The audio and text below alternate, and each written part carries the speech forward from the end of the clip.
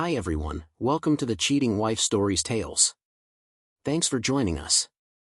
Today we've got a brand new story to share with you, so let's begin. Just so we're clear, Daniel leaned forward, his voice dripping with arrogance. We wanted you to know now, so there's no confusion later, everything goes to us. My brother's words hit me like a sucker punch to the gut, and suddenly the homemade lasagna on my plate, the one Mom promised to lure me home with, felt like lead in my stomach. For a moment, the dining room grew silent except for the distant hum of traffic beyond the suburban cul-de-sac. My heart pounded in my ears as I stared across the polished cherrywood table at Daniel and Olivia, my younger twin siblings. Both were smirking now, their eyes glittering with self-satisfaction. "Excuse me?" My voice shook despite my effort to steady it. "What do you mean, everything?" "Exactly what he said, Sophia," Mom interjected sharply. Her smile had faded, replaced by a defiant set of her lips. "Your father and I have decided to finalize our will and we wanted you to hear it directly from us. The house, the lake cottage, all of it is going to Daniel and Olivia." I turned toward Dad, hoping for some sign of hesitation, some indication that this was a cruel joke or misunderstanding, but his gaze was fixed on the silverware in front of him, avoiding my eyes altogether. The silence that followed stretched painfully until he finally spoke, his voice quiet and carefully controlled.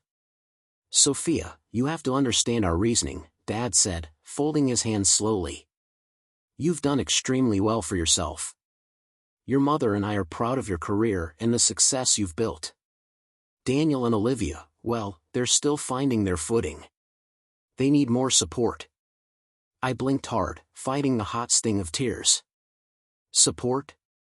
For years I'd quietly shouldered the family's financial burdens, believing it was my duty as the oldest child. Their house payments, Daniel's endless tuition changes, Olivia's whims and costly hobbies, all quietly covered by me. Apparently, none of it counted for anything. My heart twisted bitterly as I looked at my parents' faces. Their expressions hardened against me. It was a betrayal sharper than I'd ever anticipated. "So this is my reward for spending the last 4 years paying your mortgage," I demanded, my voice low but firm, "for the tuition bills, the $30,000 I put into renovating that lake cottage last summer? You're leaving me nothing because I made something of myself?" My mother sighed dramatically, shaking her head. "This is exactly why we didn't want to tell you. You always bring it back to money, Sophia. It's never about family with you." Heat surged into my cheeks. My fists clenched beneath the tablecloth. "It was always about family for me," I countered. "Every sacrifice I've made was because of family." "Because you asked, Mom. Because you said family sticks together," Daniel scoffed, leaning back in his chair and crossing his arms smugly. "You're acting like some martyr. Nobody forced you to help. You just liked playing the hero." Olivia laughed quietly, twirling a strand of her glossy hair around one finger, eyes narrowed with amusement. "Maybe you thought if you threw enough money at us, Mom and Dad would finally love you as much as they love us." The cruelty of her words stung deep, reopening a wound I'd spent years pretending didn't exist. My parents didn't react, didn't reprimand her, and their silence was louder than any defense they might have mounted. They'd always indulged Daniel and Olivia, protected them, excused every irresponsible choice. Yet here I sat, after years of sacrifice, being painted as greedy and selfish. Anger flared through me, scorching away the last threads of patience. "You're right, Daniel," I finally said, forcing my voice to remain steady. "No one forced me, but from today onward, no one can guilt me into being this family's ATM either. I'm done." I pushed my chair back and stood abruptly, ignoring the surprised looks on their faces. For a second, the scent of marinara and baked garlic lingered in the air, a cruel reminder of what I'd foolishly hoped would be a comforting family evening. Instead, I'd been ambushed, humiliated, and rejected in the same home I helped pay for. As I grabbed my coat from the hallway, the front door swung shut behind me with a definitive thud, cutting me off from the voices inside, voices that no longer mattered. Outside, the cool Portland air hit me sharply, helping clear my head, but my heart still felt raw, aching with disbelief. My own family had used me, discarded me, and left me feeling worthless. I climbed into my car and slammed the door shut, gripping the steering wheel with trembling hands as tears finally escaped down my face. During the silent, lonely drive back to my apartment downtown, memories flooded my mind. Each financial sacrifice, each canceled vacation, every night I'd spent awake juggling spreadsheets and payments to ensure they stayed comfortable. All of it done silently, without complaint, out of a misguided sense of love and obligation. How naive I'd been, believing my efforts were appreciated, let alone valued. Back home, my apartment felt strangely unfamiliar now, as if everything around me was tainted by this revelation. I poured myself a generous glass of Cabernet, the expensive one I'd saved for special occasions. Somehow, tonight's bitter lesson seemed fitting enough. Settling onto my couch, I opened my banking app. The recurring monthly payments, $1,800 labeled parents' mortgage, another $600 for their utility bills, mocked me from the screen. Without hesitation, I canceled them both, a quiet defiance bubbling through my chest as the confirmations flashed. As the evening faded into night, I replayed the dinner conversation obsessively, my anger giving way to deep sadness. The rejection wasn't just financial, it was emotional, a lifetime of feeling second best finally confirmed openly. Yet, even amidst the hurt, something new stirred within me, a sense of liberation, a realization that my worth wasn't defined by their acceptance. It was time to reclaim my own life, free from expectations and obligations that had become chains around my spirit. I knew my parents, Daniel and Olivia, wouldn't let this go quietly. There would be calls, arguments, perhaps even retaliation. But tonight marked a turning point. No matter how hard they pushed back, I vowed silently to myself, I was done being their victim, done quietly accepting disrespect under the guise of duty. From this moment forward, my life was my own. And as I drained the last drop of wine from my glass, I found myself smiling bitterly into the darkness. My family had invited me home to announce they'd left everything to Daniel and Olivia, but they'd given me something far more valuable tonight. Freedom. Sleep eluded me that night. I stared up at the shadowy ceiling of my apartment, my mind spinning through an endless loop of disbelief, hurt, and anger. The city lights outside flickered softly through my curtains, indifferent to the turmoil consuming me. Every time I closed my eyes, I relived those humiliating moments around the dinner table. The smugness on Daniel's face, the amused contempt in Olivia's eyes, and worst of all, the stony silence from my parents. Their silence cut deeper than my siblings' barbed words ever could. By sunrise, exhaustion had drained me of tears. I dragged myself out of bed, brewed strong coffee, and sat numbly at my kitchen table. The morning news murmured softly in the background, but I wasn't listening. Instead, memories pressed in from every corner, relentless in their clarity. Had I been blind all these years, or had I willingly ignored the signs, desperate to believe that my family valued me for more than just the financial security I provided? My phone buzzed suddenly, vibrating harshly against the wooden table. It was Mom. My stomach twisted into knots, and I let it go to voicemail, unwilling, or maybe unable to hear her voice so soon. A minute later, the voicemail notification blinked impatiently. Against better judgment, I played it. "Sophia, please stop being so dramatic," her voice echoed, a familiar mixture of exasperation and guilt. "Call me back, you know family doesn't treat each other like this." A hollow laugh escaped my lips. How ironic, her favorite weapon of emotional manipulation. Family only mattered when it justified their needs. Never mind. I deleted the message and set the phone aside, determined not to crumble beneath her practiced guilt trips. Over the following days, the calls multiplied. First Mom, then Dad. Finally, Daniel and Leanna chimed in, alternating between condescending lectures and sarcastic pleas. But none of their voices held even a shred of remorse, only mounting irritation that their financial lifeline had abruptly vanished. Finally, after a particularly bitter call from Leanna accusing me of selfishness and jealousy, I blocked them all. Peace fell over me for the first time in years, fragile and unfamiliar.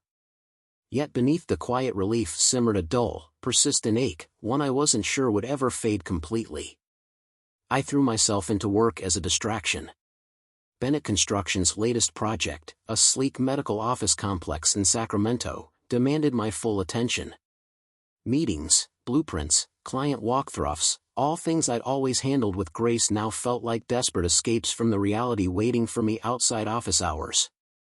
I extended my workdays, volunteered for extra travel. Anything to delay facing the emptiness of my newly quiet evenings. 3 weeks passed without direct contact from my family. I began cautiously hoping they'd accepted my decision and moved on. But deep down, I knew better. It was Friday afternoon when the text came, flashing ominously across my screen. "Family meeting tonight, Sophia. You owe it to us to be there." My heart rate spiked. I stared at the message, disbelief warring with outrage. I didn't owe them anything. Not anymore. But curiosity, mixed perhaps with a misguided hope for reconciliation, gnawed at me. Before I could overthink it, my fingers typed a single-word reply. Fine. Pulling into my parents' driveway that evening felt surreal. Daniel's flashy motorcycle and Leanna's obnoxiously blue Kia were already there, parked side by side like matching symbols of entitlement. Dread twisted sharply in my gut as I approached the familiar front door, now feeling as foreign and unwelcoming as an enemy's portrait. Mom opened the door, her forced smile barely masking irritation. "Sophia, glad you decided to come," she said stiffly, ushering me into the house I once thought of as home. "Daisy's here too." My Aunt Brown sat quietly in the corner of the living room, her eyes warm with sympathy but wary. Her presence surprised me. She rarely got involved in family conflicts. I took a seat across from her, heart racing as my siblings entered the room, openly glaring. Dad cleared his throat. "We called this meeting to clear the air, Sophia," he began sternly. "Your mother and I thought you'd see reason by now.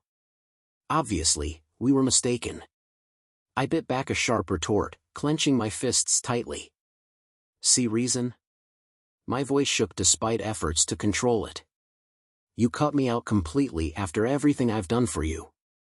Every mortgage payment, every tuition check, and you want me to see reason? Stop exaggerating." Mom snapped, rolling her eyes. "You helped, sure, but it was your responsibility as the oldest. Daniel and Olivia deserve stability. It's not our fault you chose work over family." A bitter laugh burst from my lips. "I chose work over family?" I echoed incredulously. "I built my career because you needed my money. I skipped vacations, friendships, relationships, all so you could maintain this illusion of security?" "Oh, spare us the dramatics," Daniel scoffed. "We never asked for your pity, Charity." "That's right," Olivia sneered. "Maybe if you weren't so busy being the family savior, you'd have your own life by now." Heat flooded my face, humiliation swelling painfully beneath my skin. Aunt Brown shifted uneasily but said nothing, her silence as loud as a scream. My parents remained silent, faces stony, eyes turned away from me once again. I stood abruptly, chair scraping harshly across the hardwood floor. "You know what? You're right. It was my mistake to believe I mattered here. I won't make that mistake again." As I reached the door, Dad's voice cut sharply behind me. "If you walk out now, Sophia, don't expect to be welcomed back." I paused, my hand gripping the doorknob, a lifetime of suppressed anger finally bubbling to the surface. "That's fine," I replied coldly, my voice shaking with controlled fury. "I've never felt welcome here anyway." Outside, beneath the cold stars, tears burned hot trails down my cheeks. Each step toward my car felt heavier than the last, the realization finally sinking in. My family never truly valued me. I was merely convenient, disposable, replaceable at home. I locked my apartment door firmly behind me, determined never to let them hurt me again.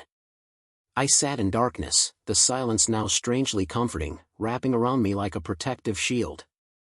A quiet knock on my door startled me, sending adrenaline coursing through my veins. Cautiously, I peered through the peephole. Aunt Brown stood there, worry etched deeply on her face. Opening the door, I let her in wordlessly. She immediately embraced me, warmth and comfort radiating from her gentle hold. "I'm sorry, Sophia," Daisy whispered, her voice thick with emotion. "They're wrong. You deserve so much better." Her words cracked something inside me, and the tears I'd held back flowed freely. Daisy held me tightly, allowing me to release years of pent-up pain and bitterness. After a long silence, she finally spoke again, her voice filled with conviction. "They won't ever admit it, but they're scared. Scared of losing control, of facing their mistakes." For years, the recurring payments stared back at me like silent accusations. $1,800 for my mortgage, $600 for utilities and bills, plus countless miscellaneous transfers labeled simply family help. My cursor hovered over the cancel button, my breath shallow and uneven. Despite my anger and humiliation, guilt twisted painfully in my gut, whispering old lies of responsibility and obligation. I hesitated, my mother's voice echoing in my mind. "Family sticks together, Sophia. Family sacrifices." Yet, tonight had stripped away all illusions. Their betrayal, dismissive and callous, revealed the stark truth. I'd become nothing more than their financial convenience. I squeezed my eyes shut, Daniel's mocking smirk flashing vividly through my memory, crystallizing my decision in a painful clarity. With one decisive click, the mortgage payment vanished. Another click, and the utilities payment stopped, too. Relief surged through me immediately, a rush so intense it left me breathless. For the first time in years, I was no longer their lifeline. The chains had finally fallen. Exhaustion eventually overcame me, and when I woke up on the couch, dawn had softened Portland's skyline into shades of pale lavender and gold. My phone buzzed insistently, jerking me awake. Dread pooled instantly in my stomach. Unsurprisingly, my mother's name flashed across the screen. I took a steadying breath before answering. "Sophia, what have you done?" she demanded, skipping any greeting. Her voice quivered with rage. "The bank called. They're threatening foreclosure." "You had no right, no right?" I interrupted, my voice surprisingly calm. "Mom, I paid your mortgage voluntarily, but after what happened, I'm done being your financial crutch." "You're our daughter," she shrieked. "You owe us respect." "I owe you nothing," I countered sharply, anger igniting again. "Respect isn't one-sided. You made your choice, now I've made mine." "Sophia," she began again, desperation leaking into her tone, but I cut her off firmly. "I'm sorry you're upset, Mom, but I can't do this anymore. Goodbye." I hung up quickly, my hands trembling. The calls didn't stop, each one from Dad, Olivia, even distant relatives, was a relentless attempt to manipulate, guilt-trip, or shame me back into submission. Eventually I silenced my phone, feeling oddly empowered by the quiet rebellion. Weeks passed, and life slowly regained balance. Work became not just a distraction, but genuinely fulfilling again. I booked the trip to Italy I'd dreamed about for years, savoring the freedom to finally spend my hard-earned money on myself. A new sense of independence filled my days, though loneliness occasionally crept in at night, a harsh reminder of family ties severed. Then came Sacramento, a 3-day trip to oversee final inspections at our newest medical complex project. The assignment felt perfectly timed, a welcome escape from lingering sadness and family drama. Returning late on a Friday evening, fatigue pressed heavily on my shoulders as I approached my apartment door, luggage in tow, but something was wrong. The closer I came, the clearer I saw it, thick, hardened foam expanding grotesquely around my doorframe. My stomach dropped, my apartment was completely sealed shut, heart pounding. I touched the foam. It was dry and rock solid, intentionally sprayed into every crack and crevice, ensuring I couldn't enter. Panic surged as anger swiftly followed. Only one person came to mind capable of such cruel, petty sabotage. Daniel. I immediately dialed building management, pacing furiously. After hours of waiting anxiously in the hallway, a weary locksmith arrived, shaking his head sympathetically at the extensive damage. He carefully chipped away at the foam, murmuring about the deliberate nature of the vandalism. "Someone really didn't want you inside," he observed grimly. My blood boiled at the thought of Daniel's smug satisfaction as he sprayed my doorway shut, punishing me for daring to stand up for myself. By the time the locksmith finished, the clock read nearly midnight. Inside, adrenaline kept me wired, anger burning too intensely for sleep. Sitting down at my computer, I remembered my hallway security camera. Heart racing, I pulled up the recorded footage, searching anxiously until a familiar figure appeared. There he was. Daniel. Baseball cap pulled low, hooded sweatshirt obscuring his face, yet unmistakably him. My stomach churned watching him systematically sabotage my door, expression gleeful and malicious. Betrayal struck deeper now, raw and fresh.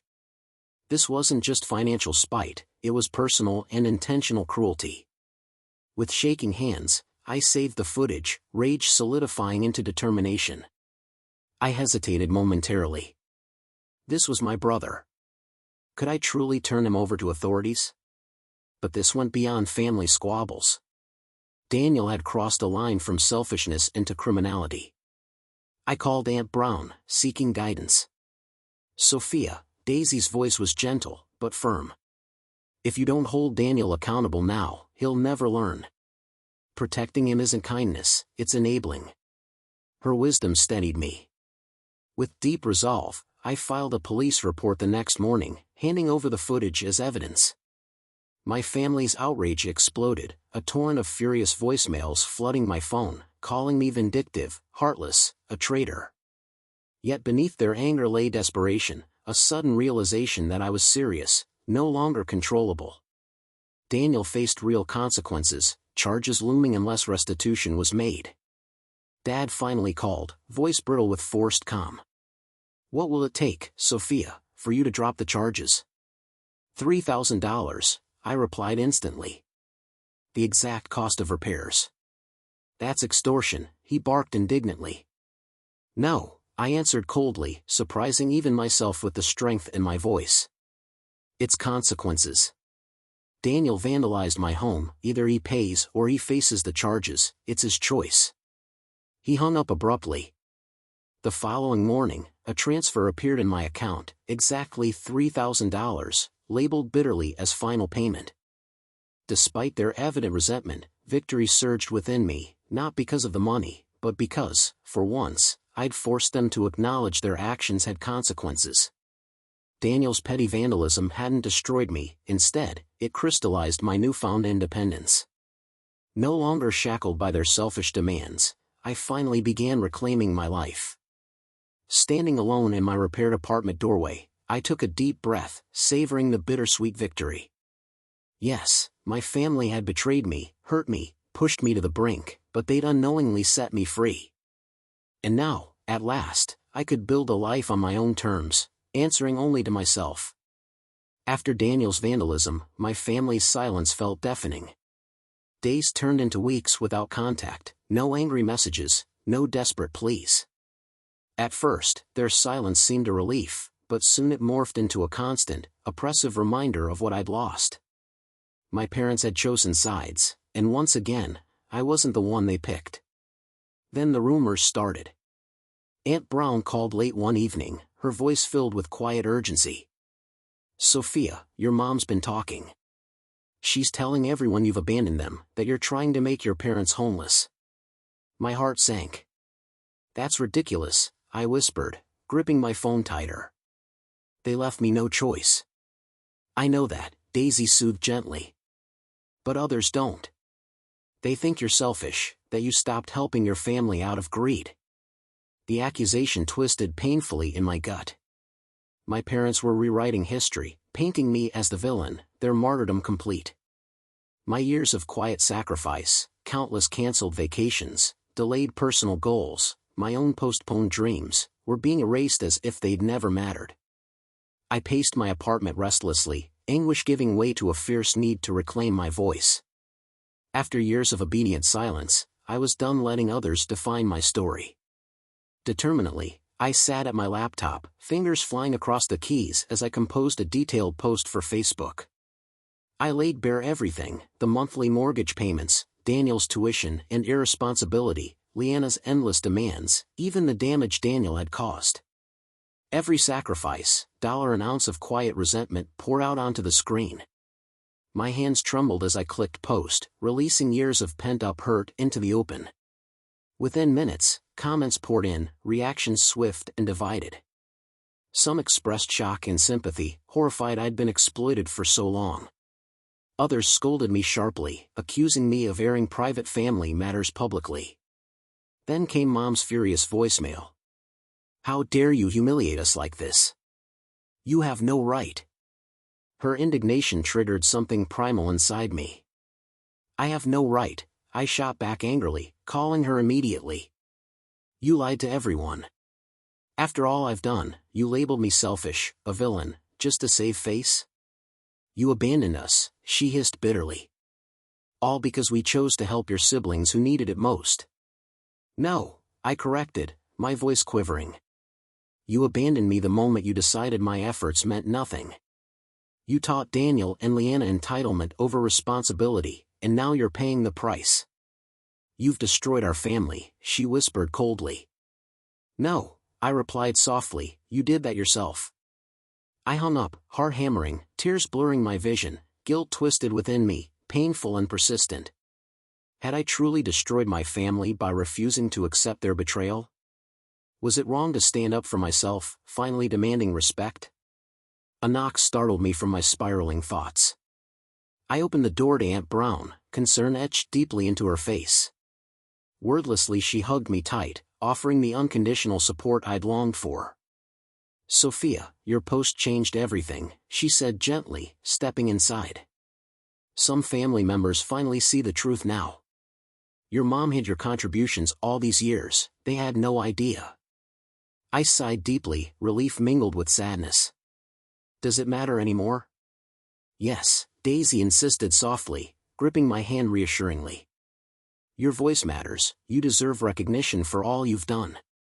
Your parents chose dishonesty, but that doesn't mean you have to live under their shadow anymore." Her words resonated deeply, planting seeds of strength in my battered heart. Slowly, the anguish began to fade, replaced by cautious hope.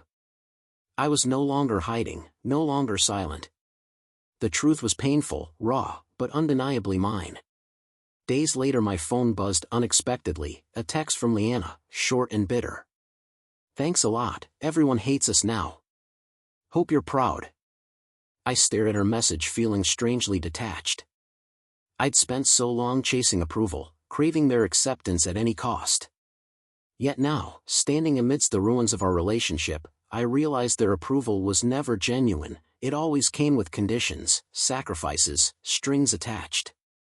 I responded calmly, confidently typing, "I'm done apologizing for your choices. Maybe now you'll finally learn responsibility." She never replied. Weeks passed and the harsh judgments from distant relatives gradually faded. My parents struggled financially without my help, forced into part-time jobs and confronting debts they'd ignored for years. Daniel continued his pattern of irresponsibility, refusing accountability, while Leanna drifted aimlessly, angry but unwilling to change. Meanwhile, my own life blossomed quietly. For the first time, my choices belonged only to me. At last I was free. Not just financially, but emotionally. I'd faced the painful truth, endured my family's betrayal, and survived. Through the turmoil, I'd uncovered a strength I never knew existed. My parents had thought leaving me nothing in their will would devastate me, yet they'd unintentionally given me the greatest gift possible, the courage to choose myself. 6 months passed, and my family's toxic shadow finally faded from my everyday reality. It wasn't easy. At first, silence haunted me like a ghost, reminding me of every lost connection, every damaged bond. But gradually the sharp edges of betrayal softened, replaced by something sweeter. A realization that I'd finally broken free. I poured myself into my career, earning a promotion that came with a corner office and the kind of salary I once only dreamed about. For the first time, my paycheck belonged solely to me. No mortgage payment siphoned away my financial security, no frantic midnight transfers covering Daniel's latest crisis or Leanna's impulsive desires. Each dollar represented freedom, proof that choosing myself wasn't selfish, it was necessary. With newfound financial freedom, I booked a 2-week trip to Italy, something I'd long delayed out of guilt over spending money on myself. Standing on a balcony overlooking Florence's glowing skyline at sunset, I felt a profound sense of liberation wash over me. For the first time in years, joy wasn't shadowed by obligations or guilt. Back home, I joined a hiking group, finally reclaiming the weekends I had lost to family tragedy. On one such hike, I met Alex, whose infectious smile and thoughtful conversation were a balm to my still healing wounds. His quiet support filled the void left by my family, reassuring me that I was worthy of unconditional love. Months passed peacefully until one cold November evening brought an unexpected knock on the door. I opened the door to find Aunt Brown wearing her favorite sweater, holding 2 steaming cups of coffee. Without a word, she walked inside and hugged me tightly. "I'm proud of you, Sophia," she whispered, tears welling in her eyes. "You deserve all the happiness you can find." Daisy finally spoke softly. "Your parents are still blaming you for everything. They won't change, Sophia. But you've grown stronger. You chose yourself. That's bravery." "I still think about them," I admitted quietly, emotions tightening my throat, not because I regret walking away, but because it still hurts knowing they never truly loved me like I loved them. Daisy squeezed my hand gently. "Sometimes family isn't about blood, sweetheart. It's about who genuinely sees your worth." Her words resonated deeply, filling a lingering emptiness I hadn't realized remained. As we talked late into the night, sharing stories and laughter, I finally understood. Family isn't defined by blood alone, but by those who truly value and respect you. In the following weeks, whispers from distant relatives painted a bleak picture of my parents' circumstances. Mom was working the early shift at a diner, exhaustion etched on her face, while Dad had taken a physically demanding job at the local hardware store, working far beyond what was healthy for his age. Daniel had quit his other job, still refusing to take responsibility, and Olivia was still stuck in her never-ending fantasy of launching an Instagram influencer career that would never come to fruition. On Christmas Eve, rather than dwell on regret or bitterness alone, I invited close friends over to celebrate friendship and independence. Aunt Brown joined us, smiling knowingly as she watched me embrace a life I never thought I deserved. As the night fell and the guests left, I stood alone, looking out at the city lights illuminating Portland. The pain of betrayal was still there, lingering like a fading scar.